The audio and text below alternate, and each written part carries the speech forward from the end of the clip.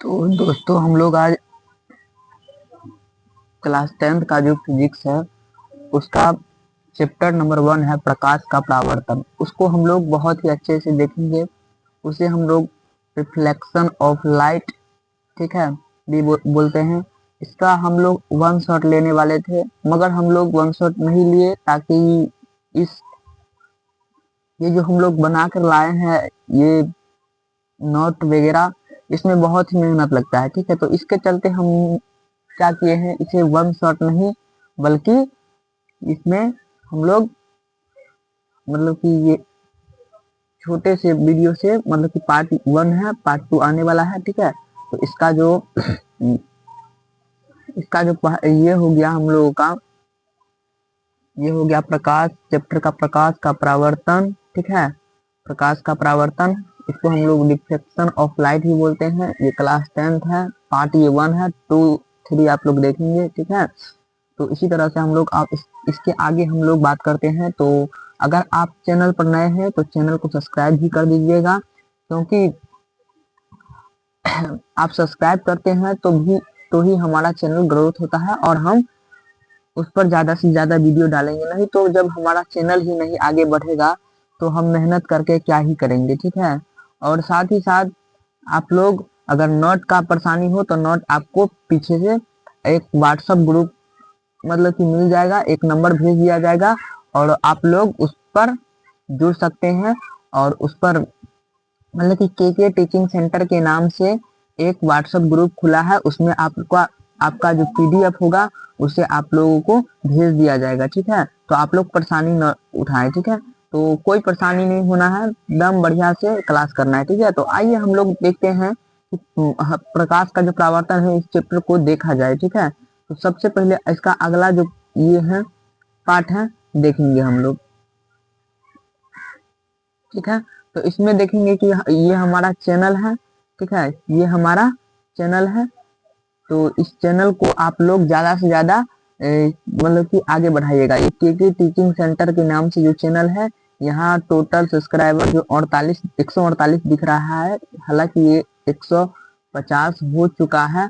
अगर आप लोग जल्दी से जल्दी इसे 1K, ठीक है, 1K जल्दी से जल्दी करवा दीजिएगा, ठीक है। जल्दी से जल्दी इसे 1K करवा दीजिएगा, ताकि हम भी चैनल को मोनिटाइज भी करवा सके, ठीक है। तो दोस्तों आप लोग थोड़ा अच्छे से सब्सक्राइब वगैरह कर दीजिएगा, सपोर्ट कीजिएगा, ठीक है। इसके बाद हम लोग देखेंगे कि अगला जो हमारा टर्म है कि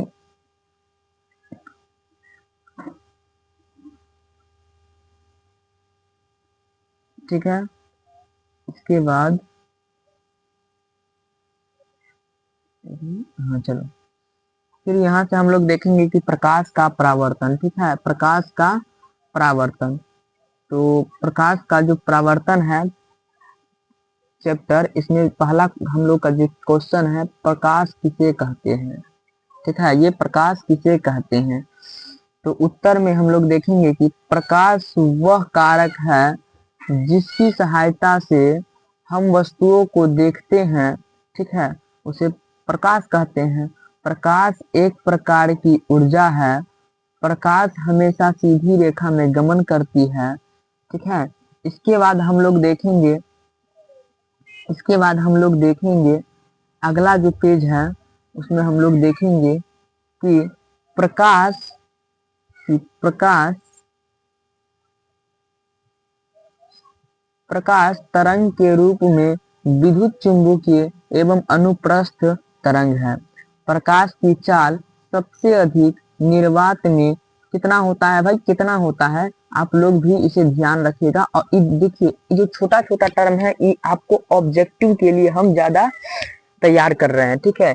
इसका जो निर्वात में, ये भी पूछ सकता है क्वेश्चन कि प्रकाश का चाल निर्वात में कितना होता है, तो 3 × 10⁸ मीटर पर सेकंड होती है, ठीक है। तो इसे आप लोग ध्यान रखिएगा। प्रकाश के गति का पता सबसे पहले किसने लगाया, तो रोमर ने लगाया था, ठीक है। ये भी आप लोग ध्यान में रखेंगे। इसके बाद हम लोग देखेंगे प्रकाश स्रोत किसे कहते हैं, प्रकाश स्रोत किसे कहते हैं। तो उत्तर हो गया हम लोगों का, जिस स्रोत से प्रकाश निकलती है उसे प्रकाश स्रोत कहा जाता है। ये दो प्रकार के होते हैं। पहला हो गया हम लोगों का, पहला हो गया प्राकृतिक, सूर्य, तारे आदि, ठीक है। दूसरा हम लोगों का मानव निर्मित, लालटेन, टर्च आदि, ठीक है। बहुत सारे एग्जाम्पल हो सकते हैं मगर हम लोग इतना ही लेकर चलेंगे, ठीक है। तो बहुत ही अच्छे से आप लोग समझते होंगे, ठीक है।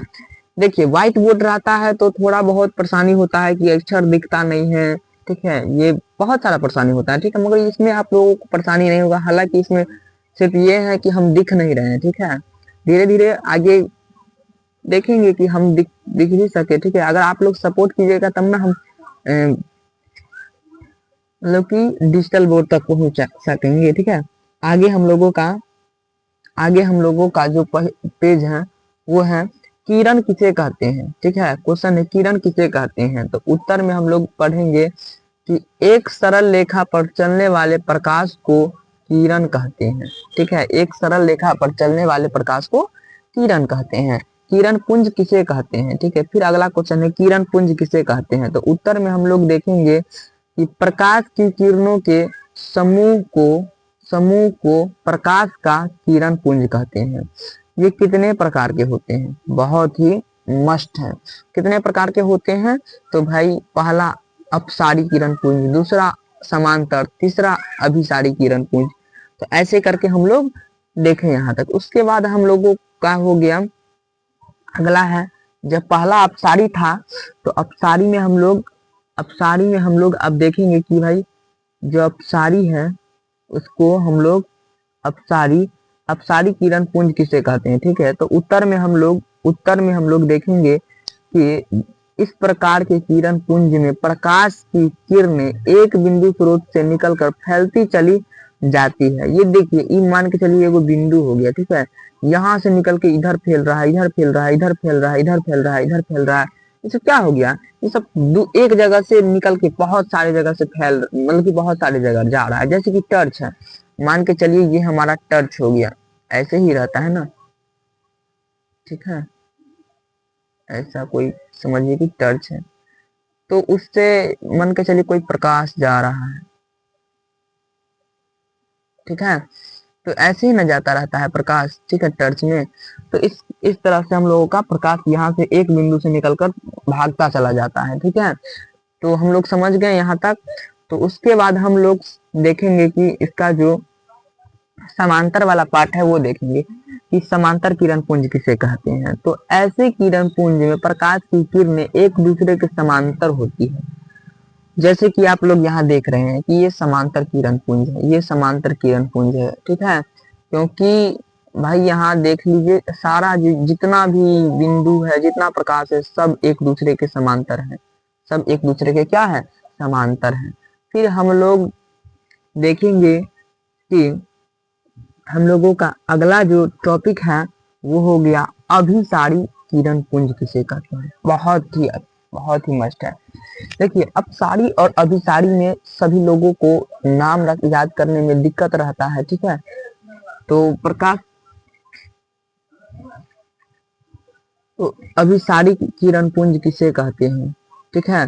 तो उत्तर में हम लोग देखेंगे कि इस प्रकार के किरण पुंज में प्रकाश की किरणें एक दूसरे पर आकर मिलती है या मिलती हुई प्रतीत होती है। देखिए मिल भी सकता है या मिलता तो है और साथ ही मिलता हुआ प्रतीत होता है, ठीक है। आभास होता है कि मिल रहा है भाई, ठीक है। तो अभिसारी इसलिए बोलते हैं।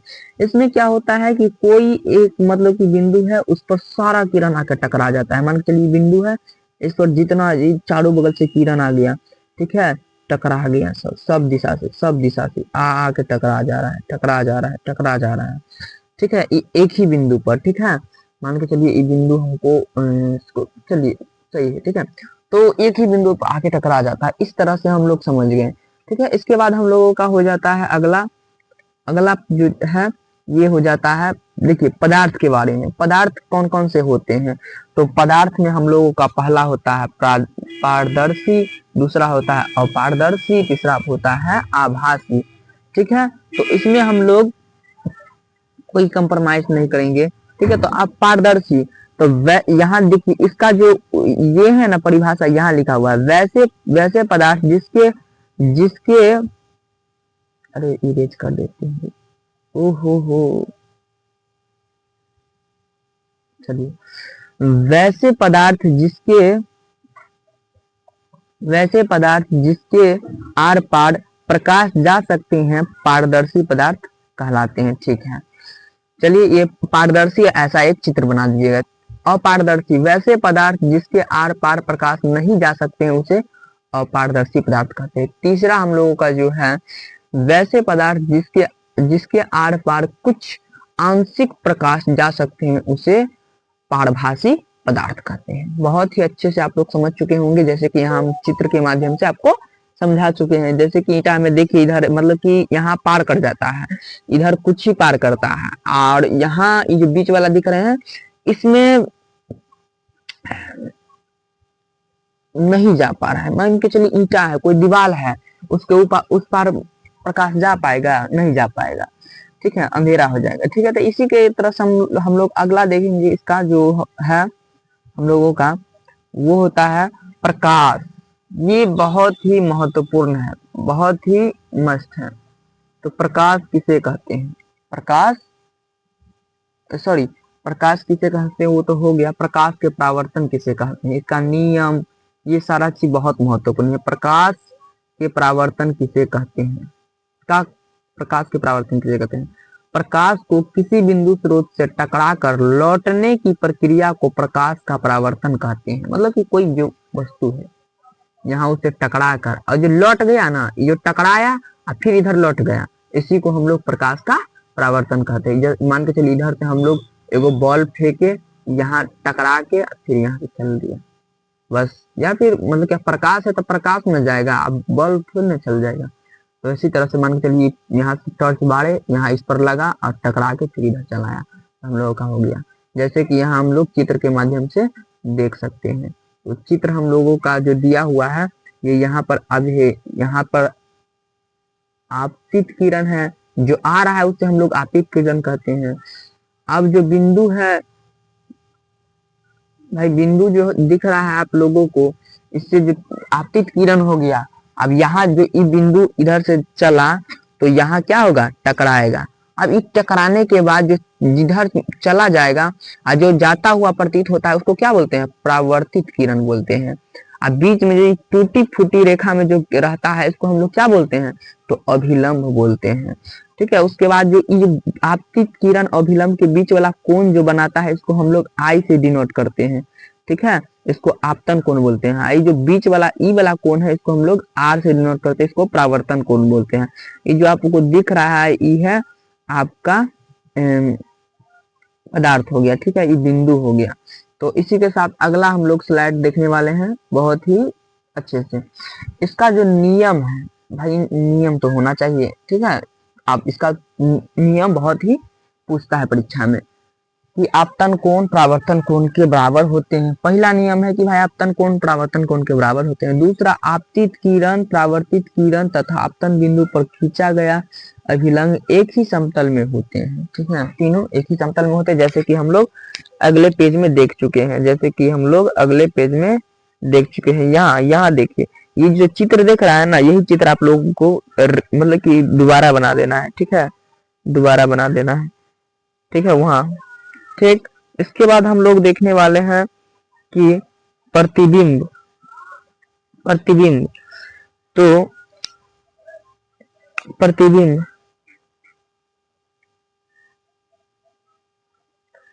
प्रतिबिंब किसे कहते हैं? ठीक है, तो उत्तर में किसी बिंदु स्रोत से आती प्रकाश की किरणें दर्पण से परावर्तन के बाद जिस बिंदु पर मिलती है या आती हुई प्रतीत होती है उसे उस बिंदु स्रोत का प्रतिबिंब कहते हैं। ये जो दिया हुआ है ये दो प्रकार के होते हैं। ये दो प्रकार के होते हैं, पहला वास्तविक, दूसरा काल्पनिक। ठीक है, तो वास्तविक और काल्पनिक। ठीक है, आप देखेंगे कि वास्तविक और काल्पनिक किसको बोलते हैं। तो हम लोग अगला जो है हम लोगों का वो है हम लोगों का वास्तविक प्रतिबिंब। तो वास्तविक, किसी बिंदु स्रोत से आती प्रकाश की किरणें दर्पण से परावर्तन के बाद जिस बिंदु पर वास्तव में मिलती है उसे उस बिंदु स्रोत का वास्तविक प्रतिबिंब कहते हैं। ठीक है, यहाँ कहते कहते कहते हैं। ठीक है, तो हम लोग फिर अगला स्लाइड देखने वाले हैं जो कि बहुत ही अच्छे हैं। फिर हम लोग देखेंगे, अरे भाई, अच्छा, फिर आभासी प्रतिबिंब किसको बोलते हैं? यही आभासी प्रतिबिंब किसको बोलते हैं? तो किसी बिंदु स्रोत से आती प्रकाश की किरणें दर्पण से परावर्तन के बाद जिस बिंदु पर आती हुई प्रतीत होती है उसे उस बिंदु स्रोत का काल्पनिक प्रतिबिंब कहते हैं। जैसे ये काल्पनिक प्रतिबिंब कैसा होता है? जैसे कि हम लोग कोई भी सपना देख रहे हैं उस टाइप का होता है। इसे हम लोग पर्दा पर तो उतार नहीं सकते। इसका जो वास्तविक और काल्पनिक में अंतर है बहुत ही पूछा जाता है 2 मार्क में। 2 मार्क में पूछा जाता है, इसलिए 3-3 अंतर लेकर आए हैं। पहला, वास्तविक में यह किरणों के वास्तविक कटान से बनता है और यह किरणों के काल्पनिक कटान से बनता है। यह प्रतिबिंब हमेशा उल्टा होता है, यह प्रतिबिंब हमेशा सीधा बनता है। यह यह दर्पण के सामने बनता है, यह दर्पण के पीछे बनता है। तो इसी तरह से हम लोग देख चुके हैं। तो बहुत मस्त है, मस्त, बहुत ही विधि आए हैं। इसके बाद हम लोग दर्पण पढ़ने वाले हैं भाई, बहुत बहुत मस्त MVVI। ठीक है, वेरी वेरी मस्त।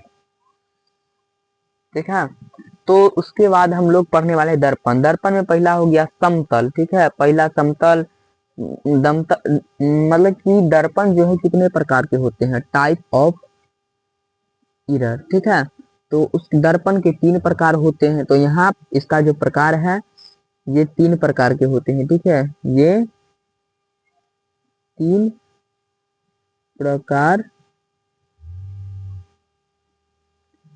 के होते हैं।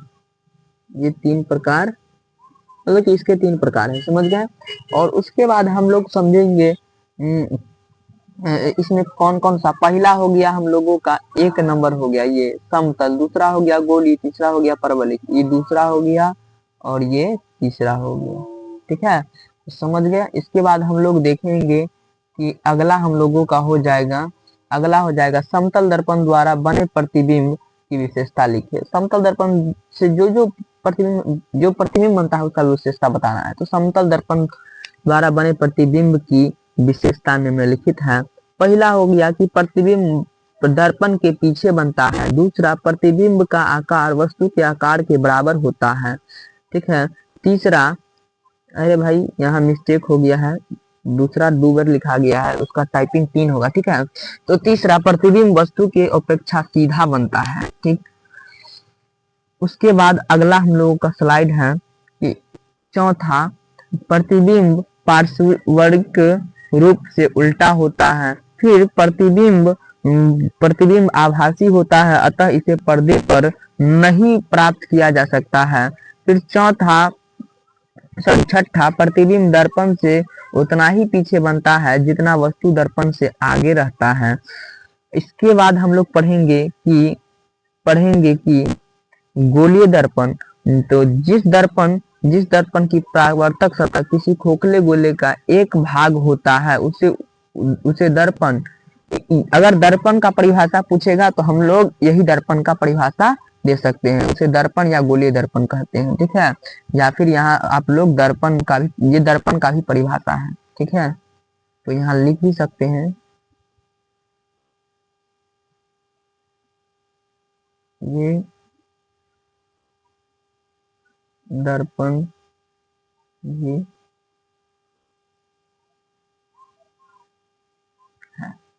ठीक है, तो अगले स्लाइड हम लोगों का हो जाएगा कि गोलीय दर्पण। ठीक है, दर्पण में तो देखें कि अब कौन कौन से होते हैं। अब तो समतल हो चुका है, अब देखेंगे हम लोग गोलीय दर्पण। तो गोलीय दर्पण में देखेंगे कि इसका परिभाषा हो चुका है पहले स्लाइड पर। आप देखेंगे कि गोलीय दर्पण 2 प्रकार के होते हैं। पहला हो गया अवतल दर्पण, दूसरा उत्तल दर्पण। तो अवतल दर्पण में तो जिस दर्पण का परावर्तक सतह धंसा हुआ होता है उसे अवतल दर्पण कहते हैं। इस अवतल दर्पण का उपयोग वाहनों में हेडलाइट के रूप में होता है। अवतल दर्पण का उपयोग सोलर भट्टियों में एवं टर्च में होता है। तीसरा, दाढ़ी या हजामती बनाने में होता है अवतल दर्पण का उपयोग। ठीक है, फिर अवतल दर्पण का हम लोग देखेंगे कि एक और उपयोग है, डॉक्टरों द्वारा रोगियों के आंख, कान, नाक आदि की जांच के लिए होता है। यही हमारा जो दिख रहा है अवतल दर्पण है, अवतल दर्पण है। ठीक है, ये जो दिख रहे हैं ये हमारा ई एम एम डैश ये दर्पण हो गया, पी ध्रुव हो गया, जो ई बीच में यहाँ मिलेगा आपको। ये जो दिख रहा है प्रधान अक्ष ये दिख रहा है, जो बीच बीच ये जो लकीर खींच रहा है, ठीक है, ये दिख रहा है प्रधान अक्ष। इसके बाद हम लोग देखेंगे कि यहाँ जो मिल रहा है इसको हम लोग फोकस जैसे पी एफ से डिनोट करते हैं। ये हमारा किरण जो जा रहा है ये समांतर किरण जा रहा है। ठीक है, ये सारा चीज आप लोग समझ गए होंगे। तो इसी के साथ हम लोग अगला स्लाइड देखेंगे। तो इसमें हम लोगों को मिलेगा इसका विशेषता, कि इसका विशेषता क्या सब हो सकता है। तो पहला इसकी विशेषता, इसकी फोकस दूरी धनात्मक होती है। फिर दूसरा दूसरा यह वस्तु का वास्तविक एवं काल्पनिक दोनों प्रतिबिंब बनाता है। फिर तीसरा तीसरा प्रतिबिंब वस्तु के आकार से बड़ा बनता है। ठीक है, फिर ई not must very very important कि गोलीय दर्पण की फोकस दूरी यानी कि एफ, उसकी वक्रता त्रिज्या यानी कि आर की आधी होती है, यानी कि एफ बराबर आर बाई टू। ये आप लोगों को फॉर्मूला सिद्ध करने के लिए भी देगा। ठीक है, इसे आप लोग याद कर लीजिएगा, ऑब्जेक्टिव में भी पूछा जा सकता है और 6 मार्क में पूछेगा। तो हम लोग इसके लिए स्पेशल वीडियो लेकर आए हैं। ठीक है, तो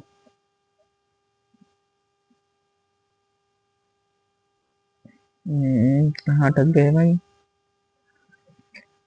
हम लोगों का, प्रतिबिंब तक अटक गया, प्रतिबिंब, अच्छा।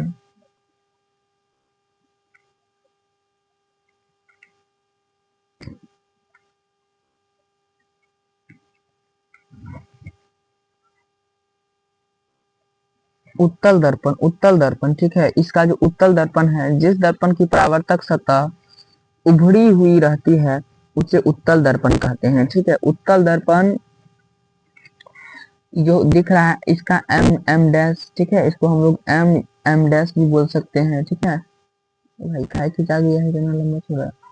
ठीक है, इसका ये हमारा ध्रुव हो गया, ये सारा आपतित किरण, ये परावर्तित किरण, ठीक है, ये उल्टा होता है। ठीक है, ये सारा चीज हम लोग देख लिए। इसका विशेषता हम लोग देखेंगे और उपयोग देखेंगे। तो पहला इसका उपयोग हम लोग देख लेते हैं। तो वाहनों की साइड मिरर के रूप में, स्ट्रीट लाइट में, पहला पहला ये हो गया, दूसरा ये हो गया उपयोग।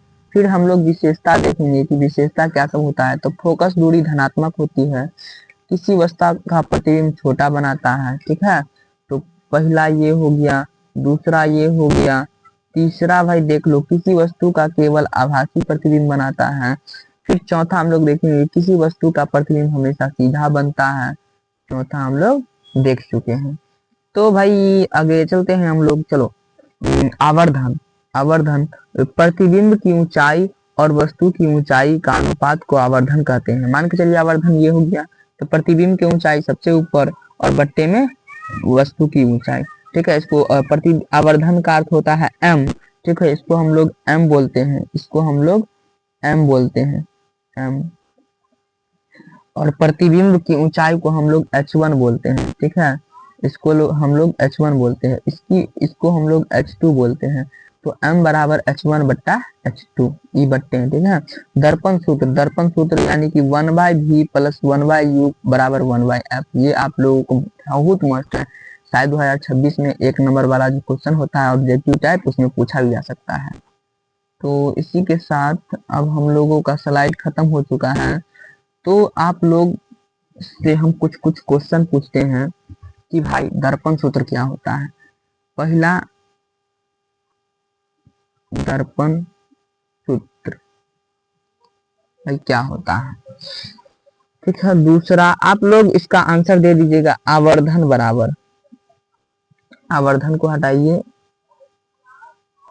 आवर्धन को हटाए, यहाँ हम लोग लिख देते हैं कि m बराबर, m बराबर कौन सा फॉर्मूला लगता है। फिर हम लोग देखेंगे कि तीसरा क्वेश्चन कि प्रतिबिंब कितने प्रकार के होते हैं। प्रतिबिंब कितने प्रकार के होते हैं, कितने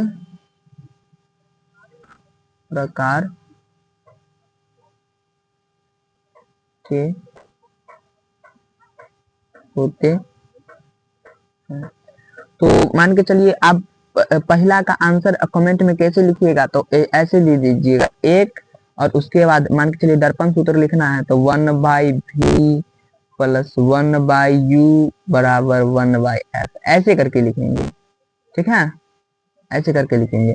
फिर दूसरा का देना है तो उसी तरह से 2 लिखेंगे, ऐसे करके देंगे आंसर। ठीक है, फिर तो हम लोग आगे भी कुछ क्वेश्चन पूछेंगे, ये प्रतिबिंब कितने प्रकार के होंगे। उसके बाद निर्वात में प्रकाश का चाल कितना होता है। क्वेश्चन नंबर 4, निर्वात में प्रकाश का चाल बता दीजिए भाई कितना होता है। 5वां नंबर क्वेश्चन कि निर्वात में प्रकाश का चाल कितना होता है। इसके बाद प्रकाश का पता सबसे पहले किसने लगाया। प्रकाश का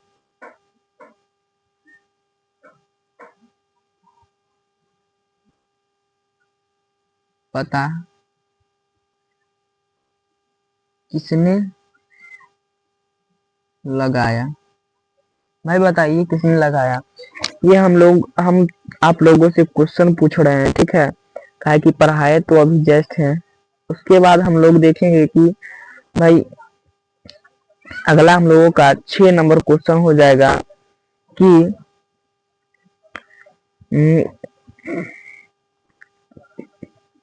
दर्पण कितने प्रकार के होते हैं।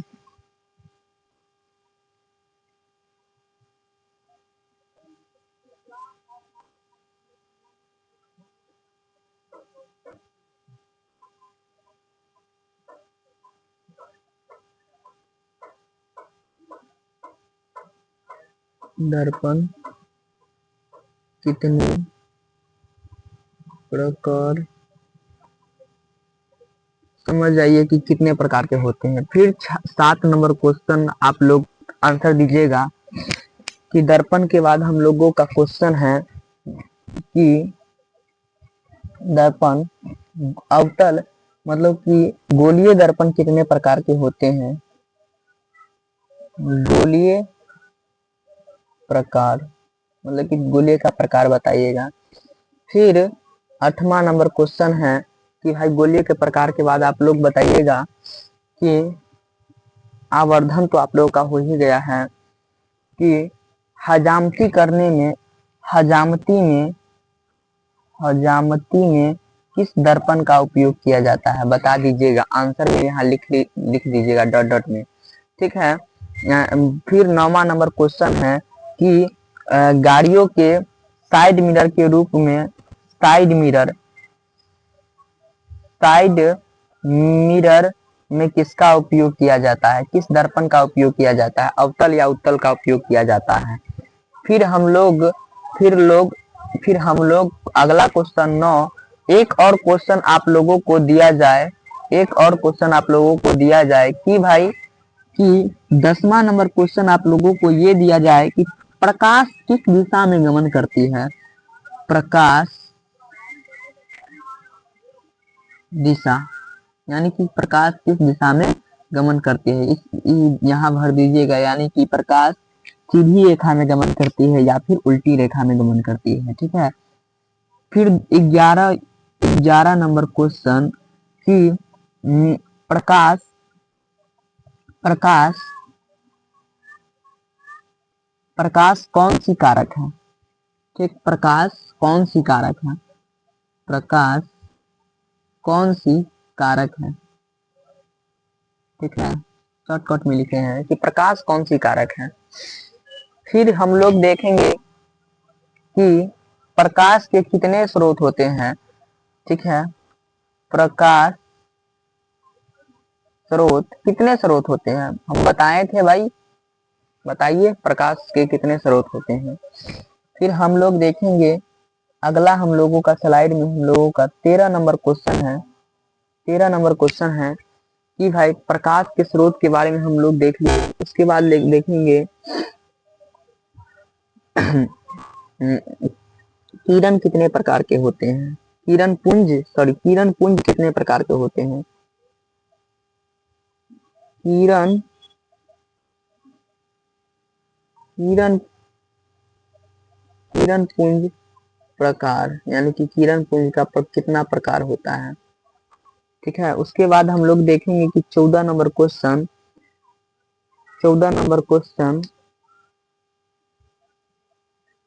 प्रकाश प्रकाश के परावर्तन के कितने नियम हैं। प्रकाश परावर्तन नियम,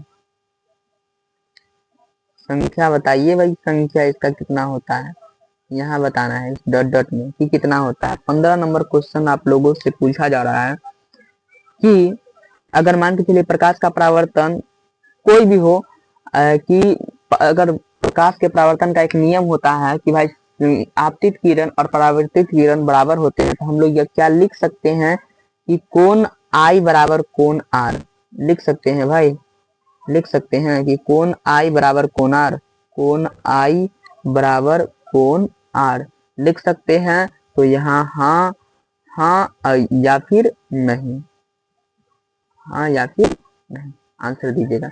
ठीक है, तो इसी के साथ हम लोगों का ये सेशन हम लोगों का समाप्त होने जा रहा है। ठीक है, ये सेशन हम लोगों का समाप्त होने जा रहा है। और कोई भी बच्चे अगर हमसे अगला अगर किसी, देखिए हम लोगों का व्हाट्सएप में जाइएगा, आप लोग व्हाट्सएप में जाइएगा, वहां सर्च मारिएगा कि के teaching teaching teaching centre centre centre. ठीक है, वहां भी जाइएगा और के टीचिंग सेंटर मारिएगा तो आप लोगों को एक मिलेगा ग्रुप। ठीक है, आप लोगों का एक ग्रुप मिलेगा, उसे आप लोग फॉलो कर लीजिएगा। ठीक है, उसको आप लोग फॉलो कर लीजिएगा।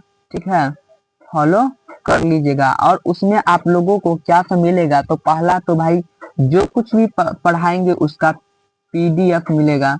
ठीक है, जो कुछ भी पढ़ाए उसका पीडीएफ मिलेगा। और साथ ही साथ अगर कोई भी क्लास के बारे में इंफॉर्मेशन हो वो आप लोगों को दिया जाएगा उसमें। ठीक है, तो आप लोग इसके चलते आप लोग जुड़ जाइएगा। तो आप लोगों से एक और सबसे बढ़िया क्वेश्चन पूछा जा रहा है कि भाई आज का क्लास कैसा लगा। ठीक है, बहुत ही दमदार से समझा। ठीक है, आज का क्लास कैसा लगा, सबसे सब बच्चे से रिकॉर्डेड ही वीडियो है। आज का क्लास